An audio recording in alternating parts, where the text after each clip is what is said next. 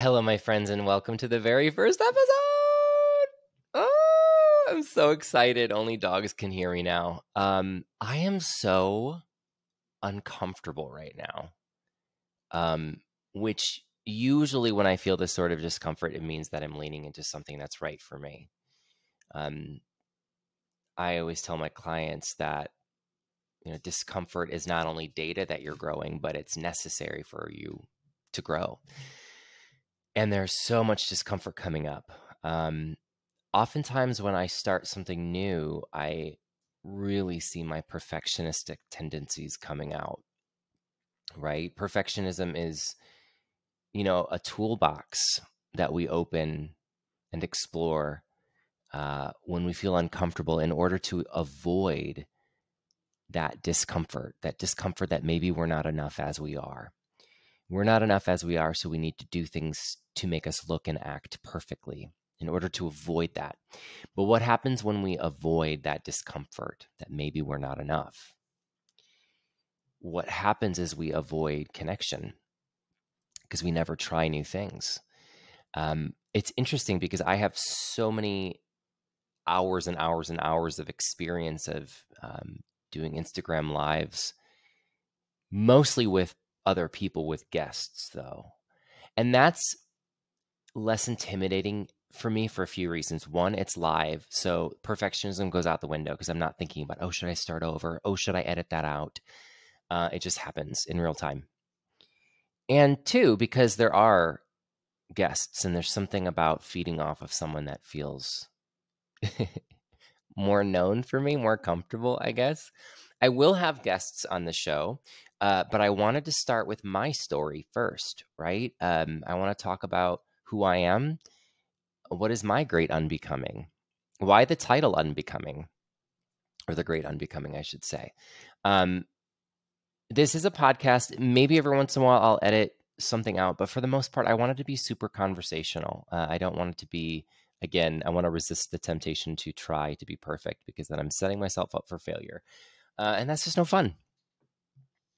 So let's get going. I have been wanting to do a podcast for a long time. It's sort of been something that's just been off in the distance. I am an actor, a life coach, and a speaker as well. As a life coach, I help gay men free themselves from church shame.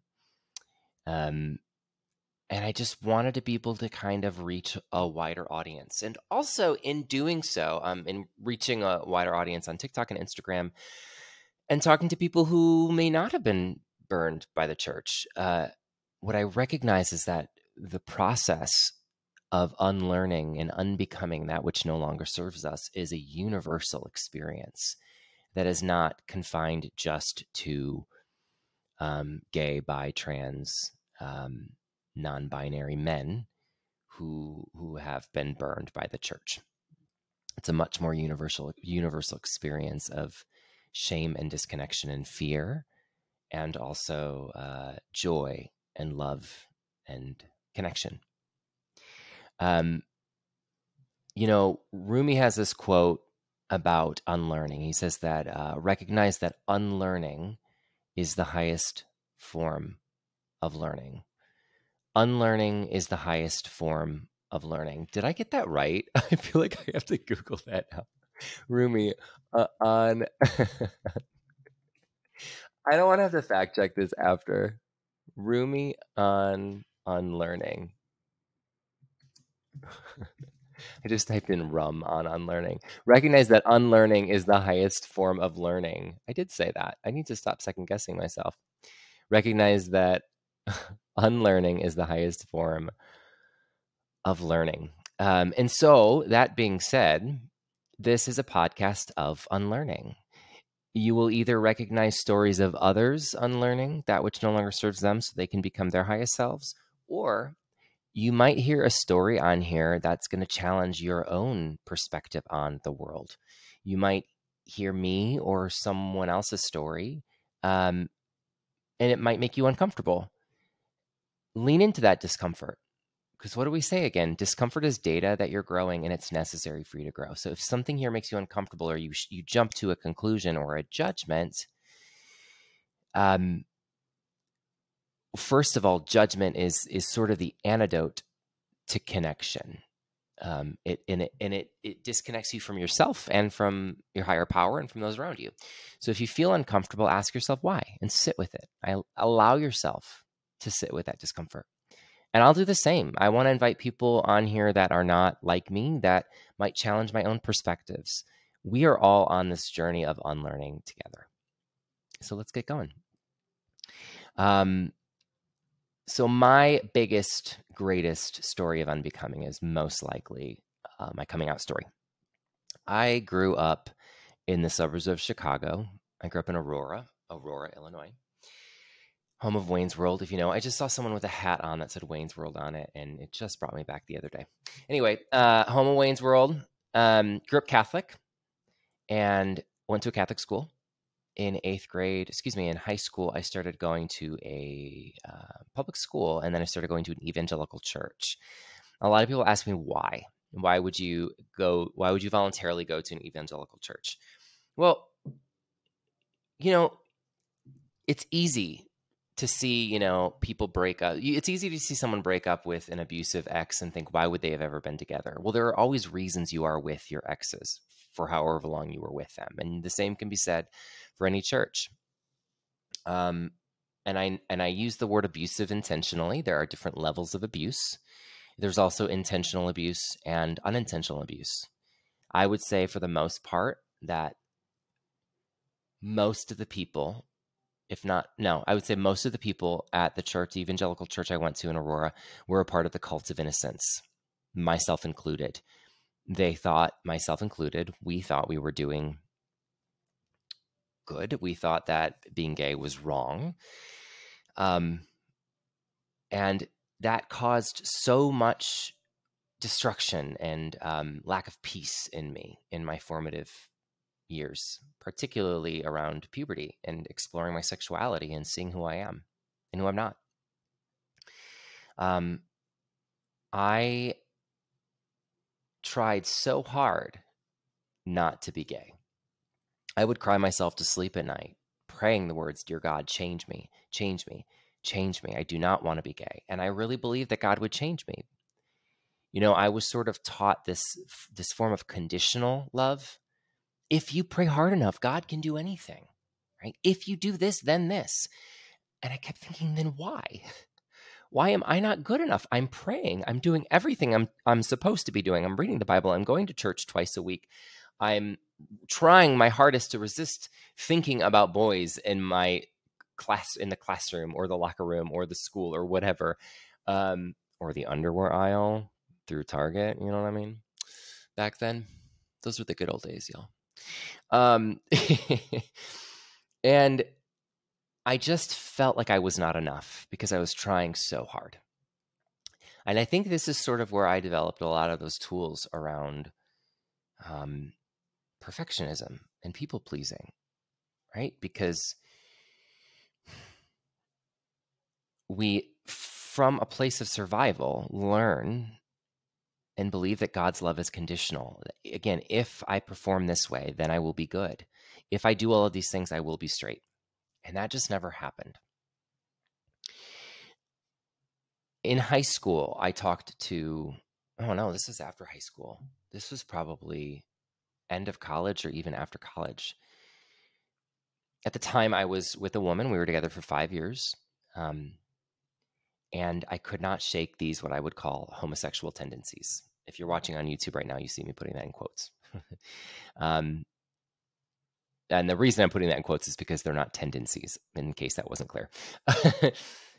And so I talked to my pastor, and my pastor set me up with a man in the church who also had quote unquote homosexual tendencies. And he was an older man. I mean, older than me. I don't remember how old he was, to be honest, at the time. His children were grown.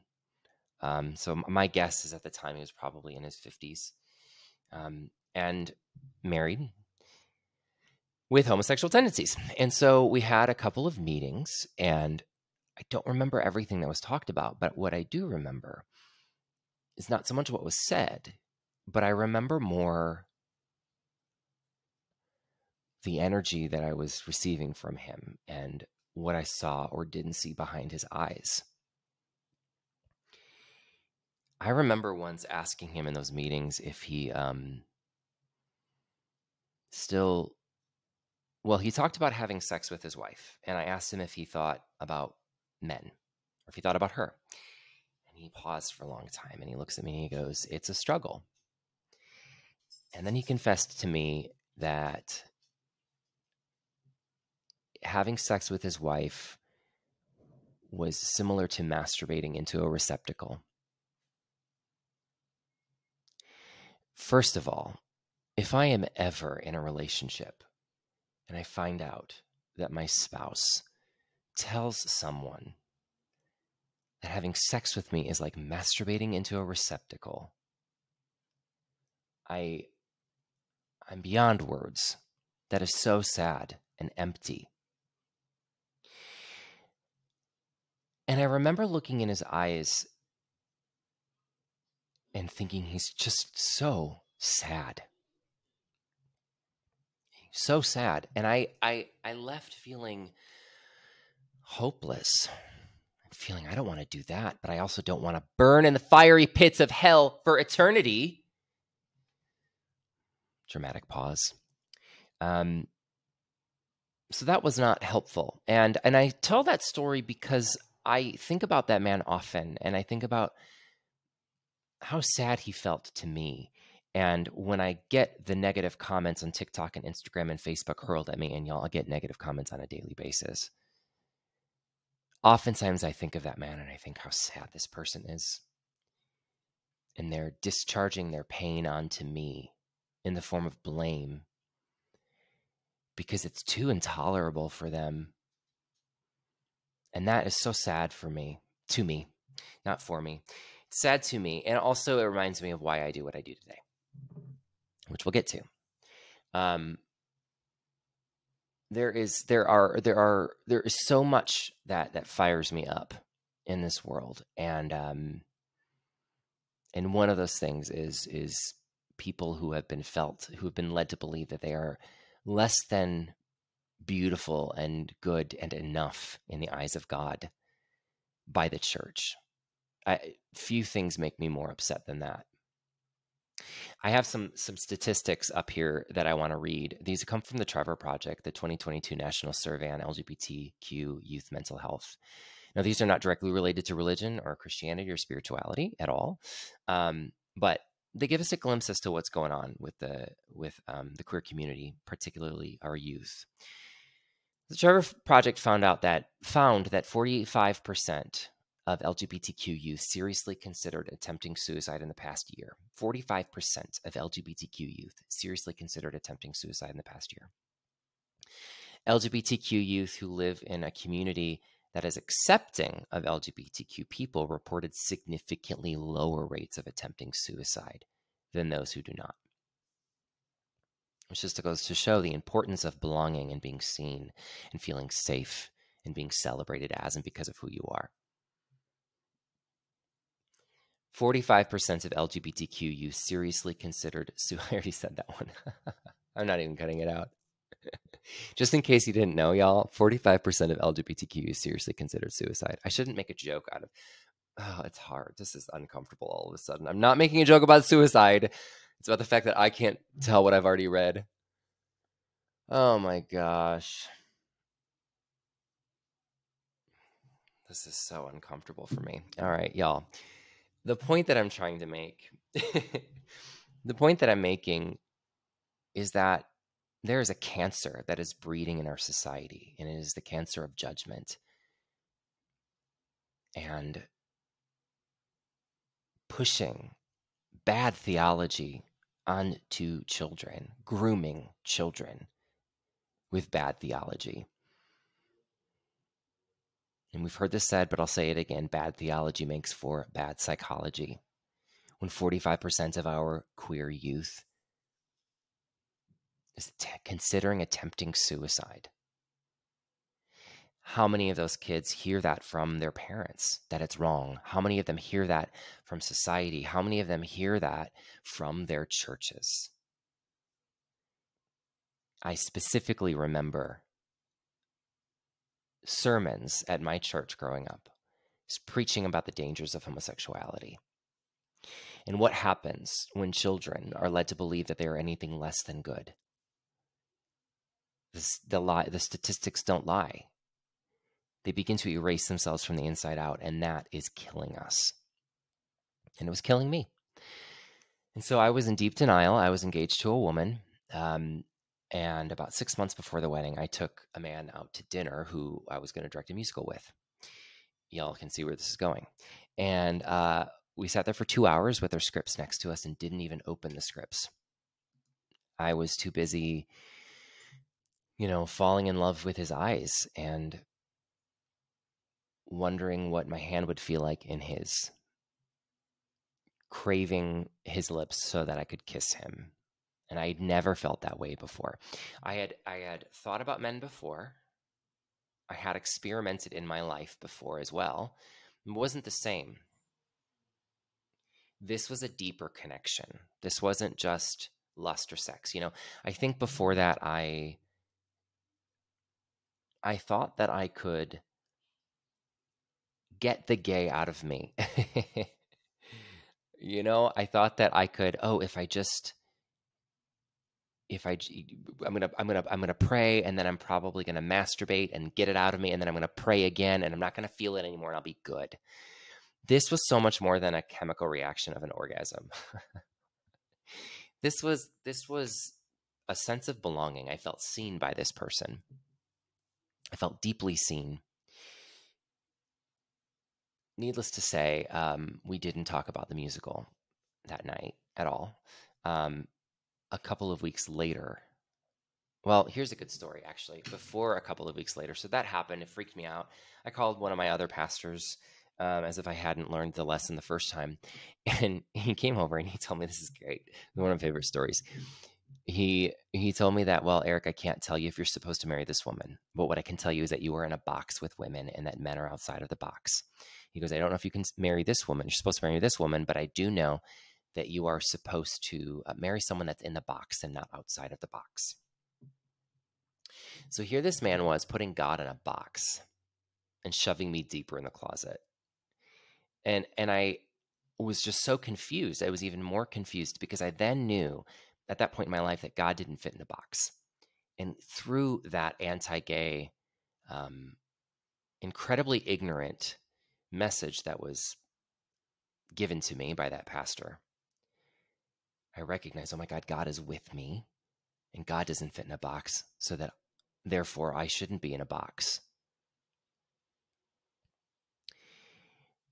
I wish I had learned the lesson there and then. I didn't. Instead, I cheated on my fiance with the same man that I had dinner with the other night, a couple weeks earlier. And that's when I opened my eyes and realized, oh my gosh, being gay is not wrong. But my cheating is a symptom of living in the closet, and it's a symptom of shame, and it's wrong. And what I did was wrong. I am not wrong. As I am not wrong. But the act of hurting this woman was so wrong. And I came out the next day. And the save the dates were already out. So everyone very quickly knew that Eric was not getting married and why he was not getting married. And it was the start of the rest of my life. I think at that time, I thought that life would be easy. Life does not get easy when you come out, my friends. Life becomes authentic. Coming out is a universal experience where we risk relationship for authenticity. It's stepping out of that place of fitting in, and it's leaning into that deep sense of belonging. Fitting in is cutting off pieces of ourselves to contort to the human beings that society says we should be. Unbecoming that and becoming who you're meant to be is leaning into a deep sense of belonging. It's inviting and challenging others to see you as and because of who you are. There are people that showed me their true, no, everyone showed me their true colors after I came out. Some people were in support of who I am as a person. Other people had a more conditional form of love for me and are not in my life anymore. And I'm better because of it, because I want people in my life who value my values. And I am made in the image and likeness of God, and I am good. And my queerness is a gift. And so it's been really fun to talk to y'all. And this is just the start. You know, I'm often faced with challenging opportunities like this one with this podcast. And I think when I was 25, I came out for a reason. I came out to be wowed. I came out to love life. I came out to make a difference in the world. I came out to live my life, not the life that others want me to live. I feel this so deeply in my bones. It's why I have my coaching business. It's why I help gay men free themselves from that same church shame. It's why I have this podcast. It's why I'm a speaker. I don't ever want anyone to feel as if they are less than. And as I said, coming out is a universal experience. It's a universal experience where we risk relationship for authenticity. So I want to leave you with this. What closets do you need to exit? In what areas of your life do you need to risk relationship for your own authenticity? In what ways are you being called to unbecome? Y'all, thank you so much. This has been such a pleasure. I cannot wait to connect with you every single week. We're going to have some amazing guests. It's going to be awesome. And I want to hear from you. If there's any stories you have of unbecoming, anyone that you think could be a good addition to the podcast, contact me. Eric at lifecoachingbyfeltus.com. DM me on Instagram at Eric Feltus. Leave a comment on the podcast or on YouTube, and let's connect. All right. I love y'all. Mwah.